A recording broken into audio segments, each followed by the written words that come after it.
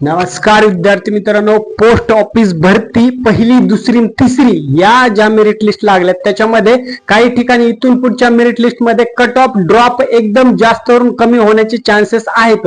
ते कुठल्या merit list मध्ये, तर आता इथून पुढच्या जे काही तिसरी, चौथी आणि सप्लिमेंटरी लिस्ट लागतील त्याच्यामध्ये चान्स असू शकतो. त्याच्यामुळे शेवटपर्यंत तुम्हाला संधी मिळणार आहे मित्रांनो. जसं की काही विद्यार्थ्यांचं 95 असून सिलेक्शन होत नाही, तर त्याच विद्यार्थ्यांचं दुसऱ्या विद्यार्थ्यांचं 88-85 च्या रेंज मध्ये पर्सेंटेज असून सिलेक्शन होतं. मग नेमका हा कट ऑफ नेमका ड्रॉप कसा होतो, कितव्या लिस्ट पर्यंत ड्रॉप होतो, म्हणून तुमचे पर्सेंटेज आताच्या कट ऑफ किती आहे आणि त्याच्या अगेन्स्ट किती पर्सेंटेज ते तुमचे पर्सेंटेज कमेंट मध्ये टाका, जेणेकरून जर कट ऑफ ड्रॉप झाला तर कुठल्या लिस्टला आपल्याला तुमचं सिलेक्शन होईल याचा अंदाज थोडक्यामध्ये बांधता येईल मित्रांनो. पोस्ट ऑफिस भरती 2026 जीडीएस कट ऑफ म्हणजे नेमकं काय, की विद्यार्थ्यांच्या पर्सेंटेज वर सिलेक्शन होत असतं आणि त्या पहिल्या लिस्ट मध्ये सगळ्यात हाय कट ऑफ जात असतो. ओके, दुसऱ्या लिस्टला त्यापेक्षा थोडा कमी, तिसऱ्याला त्यापेक्षा कमी, चौथ्याला आणि फायनल लिस्टला म्हणजे सेकंड लास्ट आणि फायनल लिस्टला कट ऑफ डायरेक्टली ड्रॉप सुद्धा होऊ शकतो. लक्षात घ्या, कुठले कारण आहेत, वॅकन्सी कमी किंवा जास्त. काही विद्यार्थ्यांनी एखाद्या गावामध्ये समजा 10 वॅकन्सी असतील तर त्या ठिकाणी कॉम्पिटिशन जर कमी असेल आणि जागा जर व्हॅकंट शिल्लक राहिलेल्या असतील तर त्या ठिकाणी शेवटच्या लिस्ट पर्यंत कट ऑफ डायरेक्ट ड्रॉप होतो मित्रांनो, जर जागाच भरत नसतील तर. म्हणजे काय, 98 वर पहिल्या लिस्टला ज्यांचं सिलेक्शन झालं त्याच लिस्ट वरती मित्रांनो, त्याच पुढच्या येणाऱ्या लिस्ट मध्ये 88 ते 90 वाल्यांचं सुद्धा या ठिकाणी सिलेक्ट होऊ शकतं. म्हणजे कट ऑफ शेवटच्या लिस्ट पर्यंत 8 ते 10% सुद्धा ड्रॉप होतो, परंतु शेवटच्या लिस्ट पर्यंत म्हणत आहे. ह्याच्यामध्ये कॅटेगरी सुद्धा खूप मॅटर करते, कॅटेगरी तुमची, ठीक आहे. त्याच्यामुळे दुसरा पॉइंट आहे त्या भागातील स्टुडंटचे मार्क. आता काही विद्यार्थ्यांनी ग्रामीण भागात असतात, काही विद्यार्थी शहरी भागातून असतात. ग्रामीण भागातील विद्यार्थ्यांचे ऍज कम्पेअर टू शहरी भागातल्या विद्यार्थ्यांचे पर्सेंटेज तेवढे असतात, काहींचे कमी असतात, काहींचे ऍव्हरेज असतात. तर त्या विद्यार्थ्यांचे पर्सेंटेज जर 90 असतील आणि तिथं व्हॅकन्सी असतील 100 असतील आणि 90% वाल्यांनी फॉर्म भरलेत, तर त्या ठिकाणी ह्या 100 व्हॅकन्सी सेकंड लास्ट मेरिट पर्यंत नाही भरल्या गेल्या तर कट ऑफ 90 वरून डायरेक्ट 85 पर्यंत सुद्धा त्या ठिकाणी ड्रॉप होतो. परंतु त्याला वेट करावा लागतो सेकंड लास्ट किंवा सेकंड सप्लिमेंटरी लिस्ट लागेपर्यंत. लक्षात घ्या, म्हणून त्या भागातील विद्यार्थ्यांनी पर्सेंटेज किती आहे तर ते सुद्धा खूप मॅटर करतं.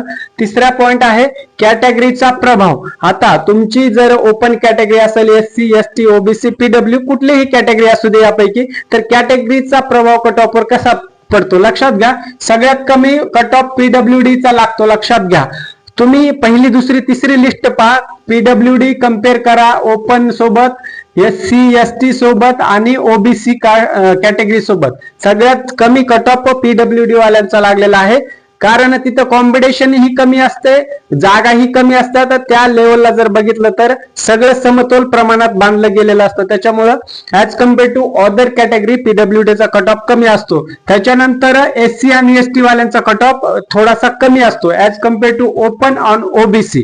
ओके, आणि सगळ्यात जास्त कट ऑफ असतो ओपन कॅटेगरी वाल्या विद्यार्थ्यांचा. कारण काय, तिथं कॉम्पिटिशन जास्त असतात, स्पर्धक जास्त असतात, जागेचं जास्त किंवा कमी या ठिकाणी सांगता येणार नाही. परंतु ओपन मध्ये बरेच स्टुडंट येत असल्यामुळे त्या ठिकाणी काय होतं, कट ऑफ हाय जातो. मग शेवटच्या लिस्ट पर्यंत ह्याचा हायच कट ऑफ राहतो. हाय म्हणजे असं नाही की पहिल्या लिस्टला 98 लागला आणि शेवटच्या लिस्टला पण 98 किंवा 97, याच्यामध्ये सुद्धा ड्रॉप आउट होतं. परंतु तुम्ही अर्बन आणि रुरल यापैकी कुठे भरलाय त्याच्यावर सुद्धा हा कट ऑफ डिपेंड करत असतो मित्रांनो, लक्षात घ्या. म्हणून कॅटेगरीचा सुद्धा या बऱ्याच गोष्टीवर तुमचा कट ऑफ ड्रॉप होण्यावर परिणाम होत असतो. चौथा महत्वाचा पॉइंट, चॉईस फिलिंग. आता काही विद्यार्थ्यांनी काय केलेलं असतं, आसपासच्या गावामध्येच फॉर्म भरलेला असतात. चॉईस फिलिंग त्या ठिकाणी काही विद्यार्थ्यांना माहित नसतं किंवा माहितीच्या अभावामुळे चॉईस फिलिंग त्यांना वाटतं की आपल्या गावाच्या जवळची पोस्टिंग मिळाली तर बेस्ट राहील. परंतु चॉईस फिलिंग म्हणजे काय, तुम्ही वेगवेगळ्या डिव्हिजन मध्ये वेगवेगळ्या ह्याच्यामध्ये फॉर्म भरू शकता.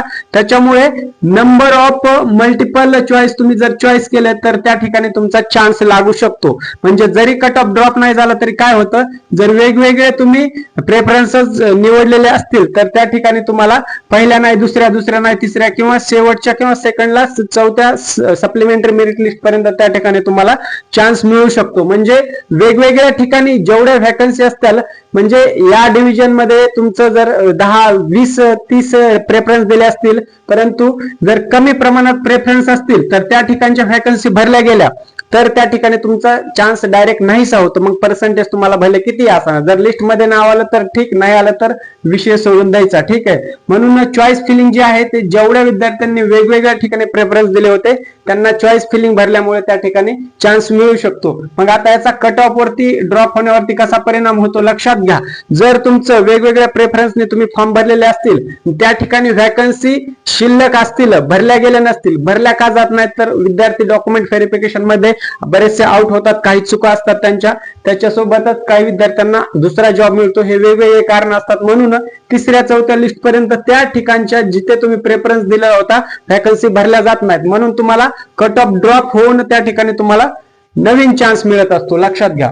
आता सगळ्यात महत्वाचा पॉइंट 5, विद्यार्थ्यांच्या चुका. फॉर्म फिलिंग मध्ये चुका असतात, तर नावामध्ये करेक्शन असतं किंवा डॉक्युमेंट व्हेरिफिकेशनच्या वेगवेगळ्या चुका असतात. ह्या जर चुका झाल्या तर त्या ठिकाणी चान्स कमी मिळतो आणि cut off as it is राहतो. ठीक आहे. मग cut off as it is राहिला तर शेवटच्या लिस्ट पर्यंत परत काय होतं, व्हॅकन्सी न भरल्यामुळे कट ऑफ डायरेक्ट 3, 4 किंवा 5, 10% पर्यंत ड्रॉप होऊ शकतो. कंपॅरिझनने फर्स्ट, सेकंड, थर्ड 2-2, 3-3 टक्क्याच्या फरकाने. म्हणून कट ऑफ शेवटच्या लिस्ट पर्यंत नक्कीच ड्रॉप होईल. म्हणून ज्यांचं पर्सेंटेज कमी जरी असलं त्यांनी शेवटच्या लिस्ट पर्यंत नक्कीच चेक करत राहा. भेटूया नवीन अपडेट सोबत. तोपर्यंत जय हिंद, धन्यवाद मित्रांनो.